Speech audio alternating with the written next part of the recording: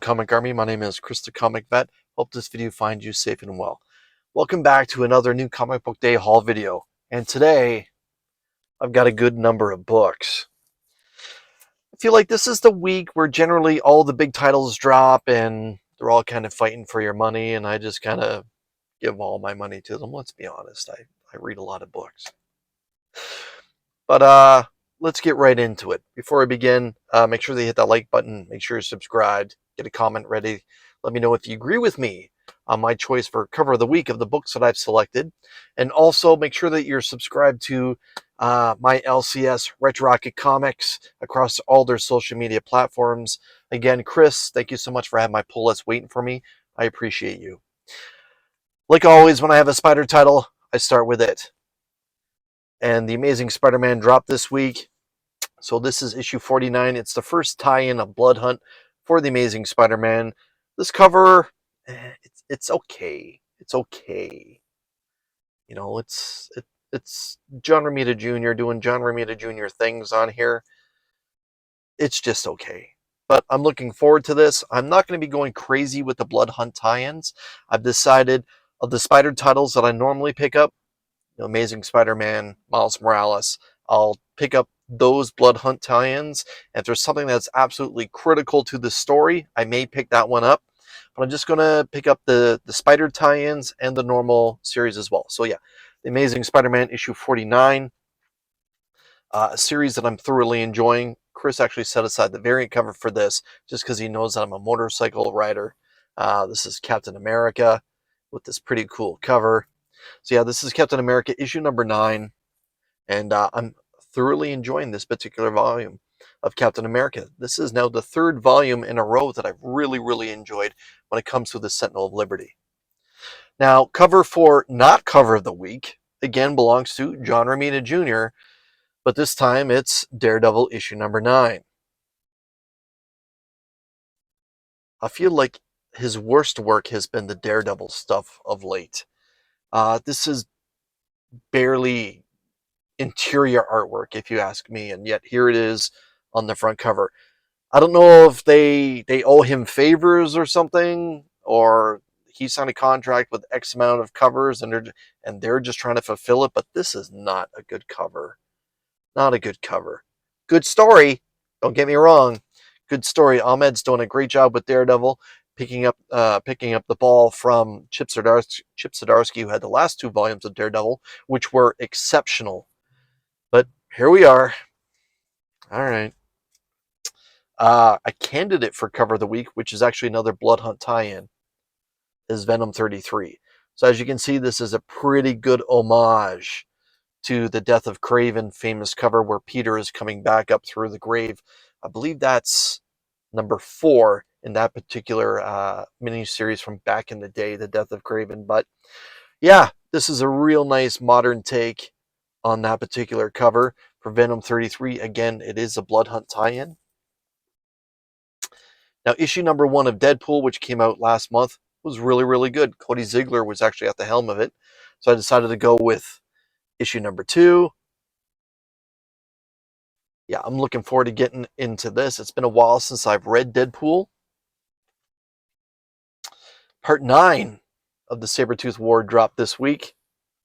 And Wolverine is kind of all armored up. It actually says the Adamantium Armored Unleashed. And this is number 9 of the Sabretooth War, Wolverine 49. So yeah, not a bad cover. Not a great cover, but not a bad cover. Let's switch over to some indies.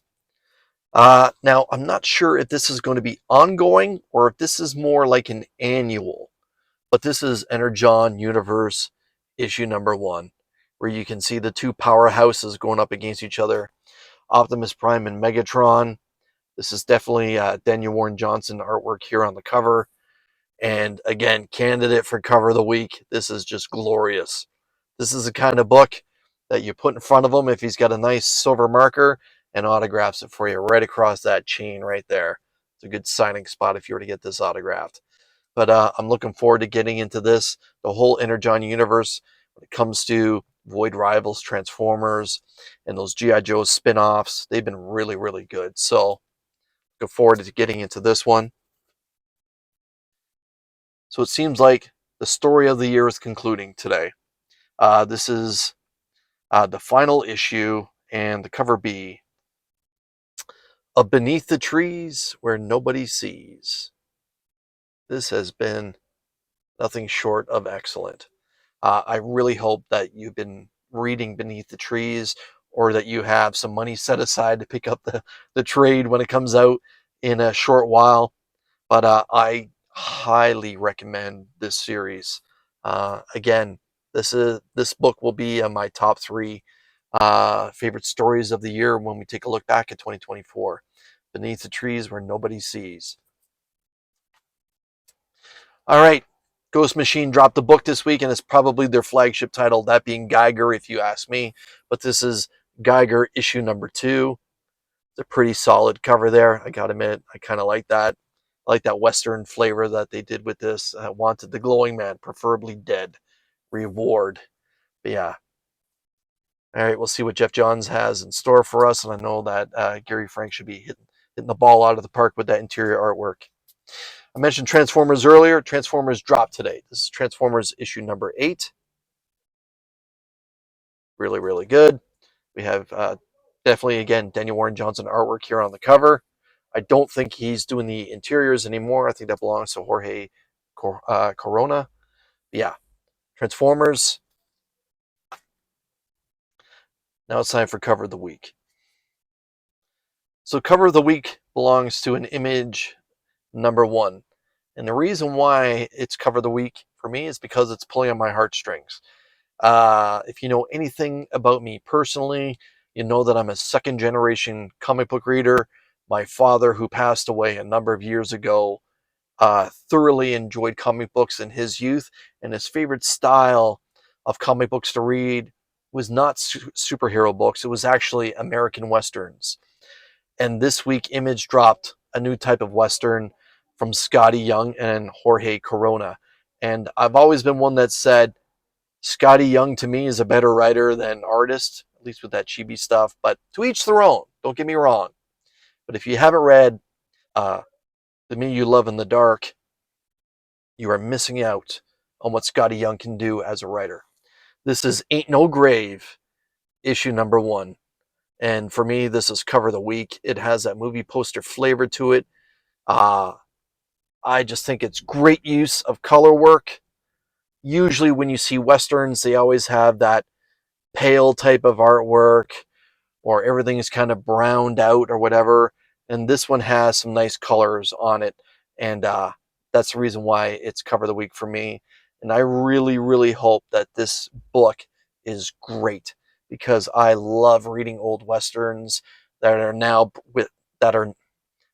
brand new takes. Yeah, Ain't No Grave. Looking forward to getting into it. And the only DC book that I picked up this week, you could probably guess. It's part 3 of Dark Prisons. We got Amanda Waller in this, and I'm looking forward to what Chip Zdarsky can do with the character even more. This is DC's franchise, Batman issue 147. So yeah, here on the cover it says, no allies, no weapons, no hope. Yeah, Batman's been terrific of late. And I'm really, really looking forward to this. Solid cover by Jorge Jimenez. Yeah, look, Amanda Waller.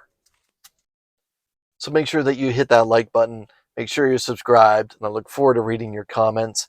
And just to let you know, there are now 2 tiers for you to select from to become a member of the Comic Army. And if you want to see your own name slide by my handsome face right here, all you have to do is make one of those 2 decisions. But until we see you again, Comic Army, thank you so much for your time. Take care.